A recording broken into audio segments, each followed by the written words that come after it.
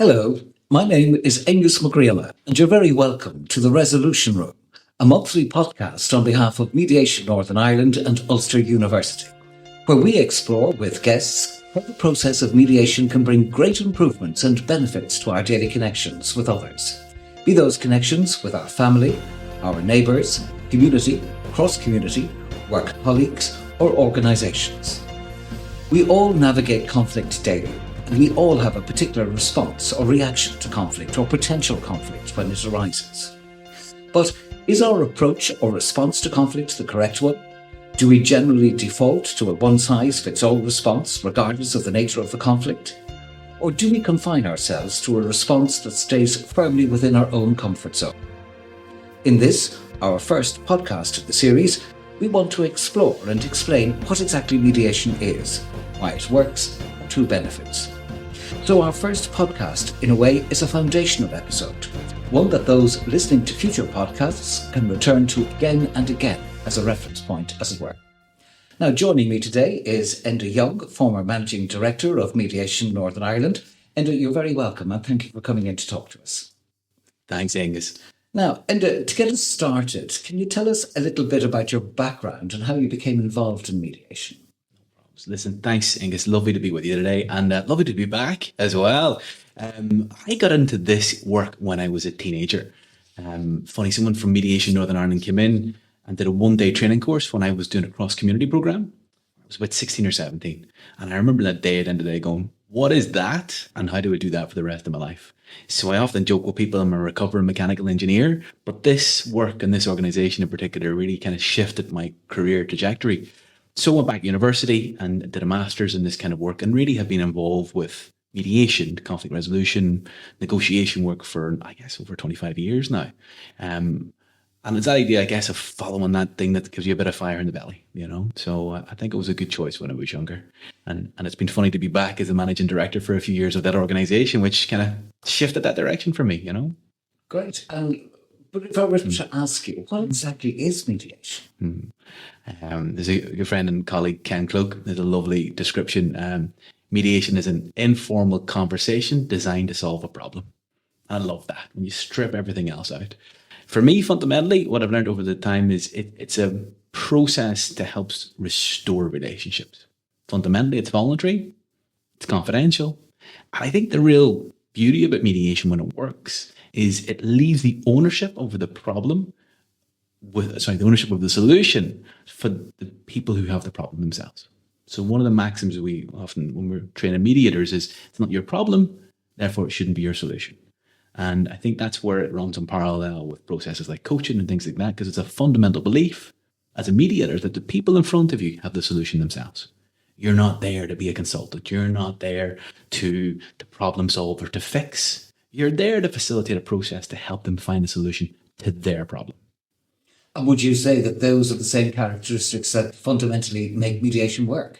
I think so. When I've seen mediation work and work well, it's when those individuals find a solution that works for them. You know, the devil's in the detail, right? So, you know, neighbor disputes when, you know, they talk, well, who's going to cut down a tree or whatever solution they come up with. That's brilliant. But who, when, is it next Tuesday afternoon? You know, on all of those details. But fundamentally, it's the feeling that we've talked through our issues. We've gone through just the positional stuff around the surface level. We've gone deeper. We have come up with a solution to the many times multiple issues. And now we're working at what we hope is to be creative solutions to those problems. But it's your solutions to your problems. And I think that when the mediator leaves, when that ownership is retained within the processes for the people who are in the conflict, I think that's when it sticks. That's when it works. And if you were to give an example, or if you could give us an example of where mediation has worked very successfully. So a few examples recently. One from a couple of years ago, an organisation invited me in. There had been a conflict between the three owners of this particular organisation, and the CEO invited me in to see what we could do with the relationships. So we worked it through, met each person individually, and we collectively got everyone in a room together and worked through the issues and the needs and the interests, not just the position. And at the end of the process, which was hard, which was emotional for everyone involved, because those people had worked together for years, they had invested blood, sweat, and tears in that organization. It was their baby, right? It was their reputation. It was part of their identity. And when we get into the real deep stuff around mediation, it's not easy. And I think that's where it's useful to have an impartial, independent third party, the mediator involved, to facilitate those conversations. And the outworkings of that particular one of the individuals ended up selling a part of their company and moving on because the process helped them find the solution that they needed to find. And there's a lovely moment towards the end of that particular case where the CEO asked one of the individuals who was in the middle of the process or the outworkings, "Did you feel listened to?" And this individual sat back and goes, "Do you know what? It's been a really difficult process, but I genuinely really do feel listened to." And it was just a lovely moment. For me, that really encapsulates mediation. So they got to a place they may not have got to without an independent third party. Mediation isn't always a magic bullet, but when it works, when it is the right process at the right time, it helps people feel genuinely listened to. And for me, the outworkings of that was this individual was able to exit the organization in a way that retained the relationships, which had been there for a decade, But that was their solution to their problem in a way that was real. And so in terms of that listening, is it also, it's listening to their particular understanding of the situation? Absolutely. Most of the time, well, a few things about listening, I often think most of the time we're just waiting to speak, right? So most of us can be better listeners, in my opinion. I include myself in that, right? And I think mediation, one of the beauties about it when it works well is it helps people feel genuinely listened to. Like you think about your own life, right? I often say to people, regardless whether whatever workplace, even if you walk into a room and try and have a conversation with a colleague or your boss or whatever, and you leave the room and you don't get what you wanted. But if you feel listened to by them, I guarantee you leave that room feeling different. You feel respected. You feel that your autonomy's been, respected. And I think mediation, when it's done well, it allows each person to be heard in a genuine, real way. And there's a real strength in that. But I'm sure there are cases where mediation is just not appropriate. Absolutely. Multiple cases, and just did an assessment. One of my last assessments I did for Mediation Northern Ireland was met both managers, had a conversation with each, and actually what you realise was it wasn't the right process. So some reasons for that in that particular case was the relationship had broken down so much and there's so much water under the bridge in that particular case that, my assessment was it actually would do more harm than good. So in Mediation Northern Ireland, we absolutely operate under a do no harm principle. If we feel that it's going to make the situation worse, then we won't do it. Sometimes in a workplace setting, what I've come to see is mediation works well when it's a process that runs in parallel to a grievance procedure. Sometimes people just need a grievance. Some things have happened that in a system, and the system needs to be fixed. So that can be, there's not enough, I would often come to look at it, not enough pain in the system. So maybe things haven't broken down enough for one of the pairs or one of the partners to actually want to get into a room and have that, which can be quite emotional conversation. So that's when it's too early. And the other side of that is when it's too late. And unfortunately, and the research will play this out as well, a lot of organizations come to mediation when it's too late. I can't tell you the amount of cases over the years that that have done an assessment or our staff have done an assessment, and you can end up coming away going, it's gone too far now. And I think if there's one encouragement I would say to HR professionals is reach out, either if you have a mediation team internally or reach out to organizations like ourselves and go, actually, maybe we should explore, and we have an assessment process built in that allows us to go, is this the right process? And is this the right process at the right time? And certainly in those kind of situations, is it that when people come to you too late, is that over that length of time that the situation deteriorates further and further and further, and to a point where they are so entrenched that it's just absolutely impossible sort of to bring people to a point to be able to mediate? There's a lovely model by Frederick Glassell, and it's a mediation model of I guess, escalation. At the very bottom of the model is a lovely term, into the abyss, And for me, yeah, absolutely. Sometimes, the relationship is so badly fractured that any way to try and resolve that relationship, sometimes when things have become so toxic, actually, there has to be other processes in place, which is where grievances do come in, which is where training, coaching, or whatever other processes might be there. sometimes that person or people it may not be appropriate for them to work within that team or that organization anymore, for example, when things have gone so badly wrong. And mediation is not a magic bullet, as I said. It won't work all the time. But if it's caught earlier, if it's there at the difficult stage, but not when it's gone too far, it can be a really helpful process to, as we said, to help people feel listened to. It doesn't make it easier, but it does make it much more likely to succeed when there isn't, 18 months of horrific conversations or negative workplace behaviors under the bridge as such, Now, obviously, mediation covers areas like workplace disputes, family disputes, neighbourly disputes. But regardless of the different types of disputes that we find, is the process of mediation the same regardless? I think the fundamental principles are, how confidentiality is key to mediation, how ownership is left with the people that are having the dispute, the challenging conversations, how it's an impartial, independent third party who's been invited into the conversation.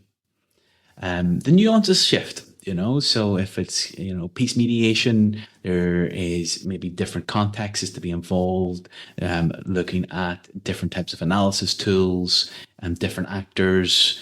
If it's family, there's maybe a much more pre-work to be done, for example. So the nuances shift, but the core of the processes remain. And I think that is one of the really interesting things about mediation, where it's a field which is still relatively new, but it's been used more and more in different parts of the world because it can save a lot of money, let's be frank, as well, within the workplace. There's a lovely report done a couple of years ago now by the Labour Relations Agency here. And on average, each year in Northern Ireland alone, the cost of workplace conflict could be in excess of 850 million every single year. And what we know about conflict in the workplace, first of all, conflict isn't always negative, right? Really good organizations, when there's real high levels of innovation, for example, need that conflict, right, to grow. But negative conflict has a really debilitating impact. And I've seen this multiple times, both to teams, individuals, and organizations as well. And what do we know? Either people stay and leave because of that conflict, or they stay and are grumpy. Their productivity collapses. Their staff engagement goes through the floor. And the cost for that, and never mind the financial cost, the emotional cost to workplace conflict. And for anyone who's ever worked in a place where it's like that, it's not great. People don't want to get up in the morning. People don't want to go into work. And you trying to say, we're going to increase your productivity or we're going to make this a good place to work, when that is going on within a workplace, it doesn't happen. So you would definitely say that workplace mediation is very much on the rise. But is that a reflection that there's more conflict in the workplace, or just that they're actually turning to this process? I think that there's always been conflict in the workplace. How we've measured it has changed, I think, how we have conversations around that, what we actually want in a modern workplace, post-COVID and all of those conversations. There's still a gap. CIPD report comes out every few years, and there's still a gap. One of the big reasons for workplace conflicts tends to be a clash in relationships. And one of the gaps is, there are still more employees asking for mediation than are genuinely offered it. And then there's two types, right? There's the internal mediation. If large organizations have their own internal mediation, what we would often say, that's brilliant, and obviously support that through the organization. And also when potentially there's a complex case, when there's high levels of leadership involved, just because you have a really good mediation team, it's, again, so much of conflict comes back to perception. You might just not be you might not have the right perception. So you might not be perceived to be impartial, even if you are, particularly if you're an internal HR professional, for example. So that's when external agencies become a useful addition to, I guess, the toolbox of conflict resolution that you have available to you, for example, for those HR folks. And if there's conflict in the workplace, for example, if management, as it were coming to say, we need to resolve this issue, is it just that they don't like having conflict in the workplace amongst their colleagues, or is it also then that conflict in the workplace impacts on productivity? Probably a bit of both, I think, not many people like conflict. Most people, same as negotiations or whatever, most people just want to get out of that room, right? And it's that kind of loss aversion and that feeling that none of us like to be in that space. So there's a fear of kicking the hornet's nest. I often see that I don't want to go there as a manager. That if we start to unpack that, we've been quite poor, I think, in terms of how we educate managers and leaders to teach them conflict resolution skills. So one of my kind of hobby horses for years has been, I think, part of your onboarding. It doesn't matter what function you are, doesn't matter what industry you work in. My personal belief is everyone within their first month should have some type of rudimental conflict resolution skills. How to paraphrase, how to summarize, how to genuinely listen better. Even an analysis of what their rudimental conflict style might be. So I think without that skill set and with a vacuum of that skill set, it's challenging for leaders when they have multiple, or when they're time poor, when they have multiple other arrows pointing to them, when they have dozens, if not hundreds of staff to manage. It's why would they want to unpack that? Why would they want to kick that nest when avoiding of it, in their view, will push it away for the moment? But what we know by pushing it away, one, avoiding conflict is a really useful way sometimes as a tool. The problem is if we always do that. The problem is if we always avoid it. We know that will come out in the system somewhere.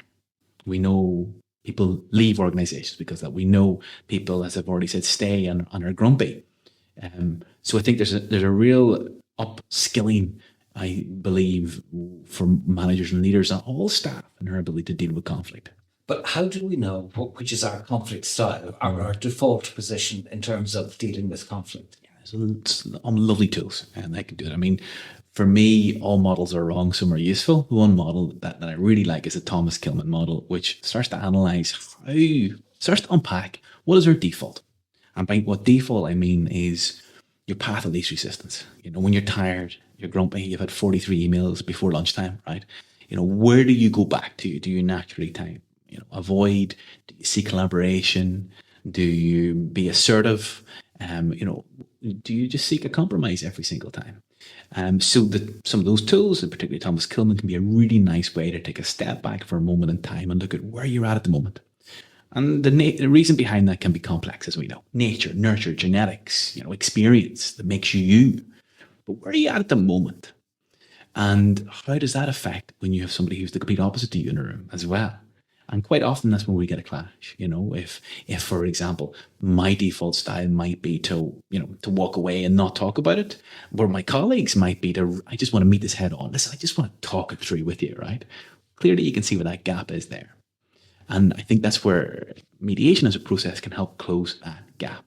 Because quite often what happens within those conversations is there's a big gap between intention of an action and the impact. And I often really have come to perceive mediation as a process that can help close that gap.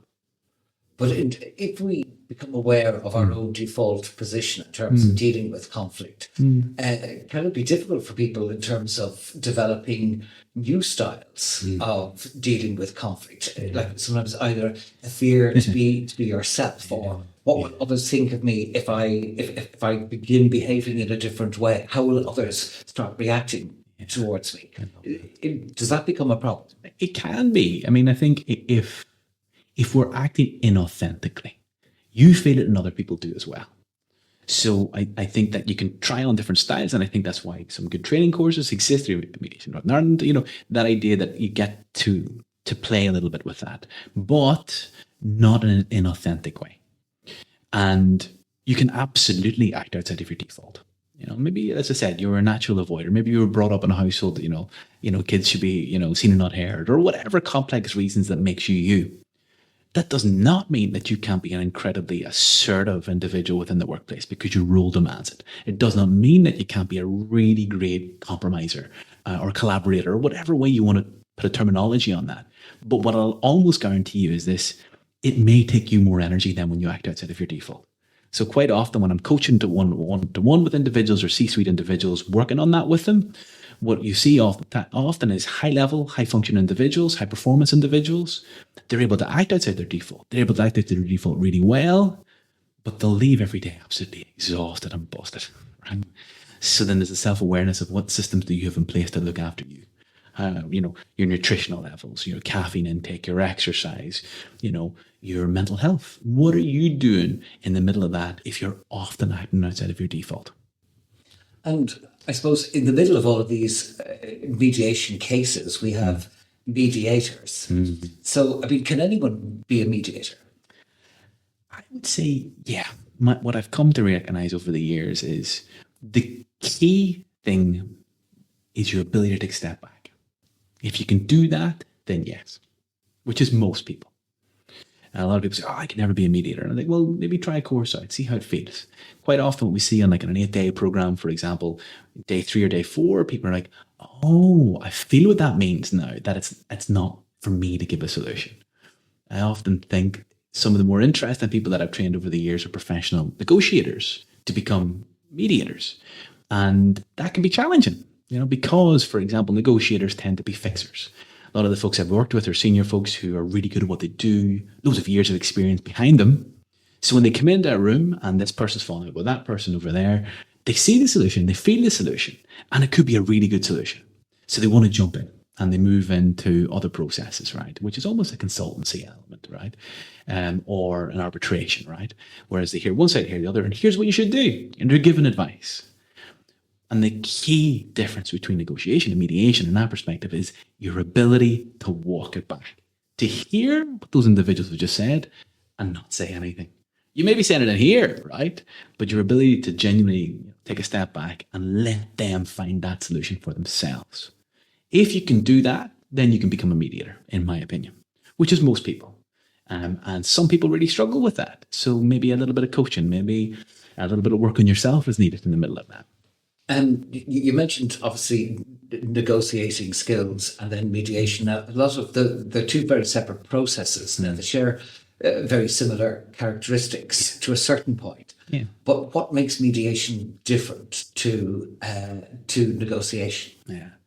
Well, shameless plug, setting up a new organization, the Centre for Negotiation and Leadership, part of that is, I'm very clear that I don't do mediations because that even though I do them, I guess for me, one of the core bits is just that is in negotiation, you're trying to fix a problem. It's me and you in a room together, right? Mostly it doesn't really involve an external third party, with maybe an exception to that tends to be hostage negotiation, for example. Mediation, the core is you're not in that system. You're coming into it from you're an external party to the system. And I think there's a real value in being an external third party. Because you don't have a bias, you're not perceived to be part of the system. And again, I'm going to come back to that maxim. It's not your problem, therefore it shouldn't be your solution. And, there's a real value in inviting someone in who has had experience before in maybe similar issues in not giving their solutions. And I think that's the key bit. And that person who is not involved, who helps the creative process, who facilitates the space in a way that's real, that's authentic, that can be quite emotional at times, but isn't there to fix, is there to genuinely help you retain ownership and is there to genuinely help you find a solution to your problem. So in a sense, again, just looking at negotiation and mediation, is it to one degree that negotiation in terms of resolution is sort of bargaining to a certain degree, as opposed to people sitting down and working out what is agreeable between them? It may sound the same, but it's not. I mean, there are nuances, obviously, to the negotiation process and processes itself as well. Some are more relationship-based and some are more transactional-based, whether it's distributive or integrative and so on. But the difference, I think, for me is if you're the external third-party mediator, you're very much focused on that relationship bit and you're very much not part of the system. And I think that, for me, is one of the key differences between negotiation and mediation. And just to get back to the role of a mediator again, is there a particular personality that possibly best suits the role of a mediator? That's a good one. If you are interested in helping people listen, I think that's a nice fundamental to have. Listen, I've seen folks who are incredibly perceive themselves to be introverted individuals and they make fantastic mediators. I've seen people who perceive themselves to be extroverts who are make incredible mediators, right? Because they recognize that it's not about them. They recognize that they're there to help facilitate a process that helps those individuals hear each other. If you can't take a step back, if you're there to fix, if you're there because your ego and you're there to, to create a name for yourself and you're there to, to be the best mediator and all of that kind of stuff, that can be challenging because then it becomes more about you than about them. So I think that idea, ability to listen, ability to build rapport and retain rapport, the ability to make people feel at ease, the ability to help people tease out the surface level stuff, the stuff that we often say in the initial conversations. Well, this is what the conflict's about. It's about, that person won't move their desk, or it's about how they talk to me, or it's about quite often, that's how they look at me, right? That's great, and that's the surface level stuff. But what does that mean? Well, actually, I feel disrespected. Actually, they're infringing upon, my, job title or whatever that might be. It's the deeper stuff. And if you as a mediator are able to help people, as we talk about, and I would go, take back those layers of that onion, for example, when the top layer of that onion is the positional, then we have our interest and needs. If you as a mediator are able to help people peel that back, then I think that's a really useful skill set to have as a mediator. Now, obviously, the role of a mediator is a very neutral role, impartial. But depending on the nature of the conflict, can it be emotionally demanding for a mediator?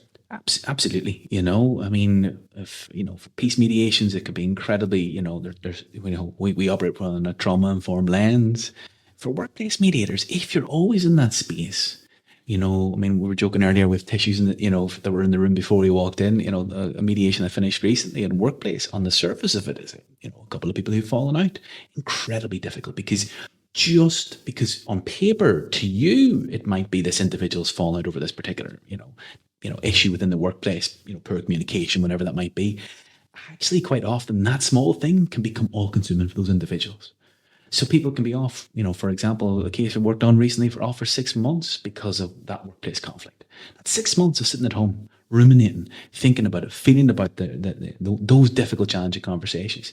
That can then, the impact that has on your loved ones at work, the impact that has on your health. What do we know when people are chronically stressed like that? They produce less white blood cells, so they get sicker more.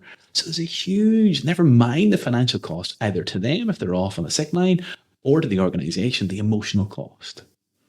So I think that and kind of working that through becomes a real part of the mediation process, which helps people move that on.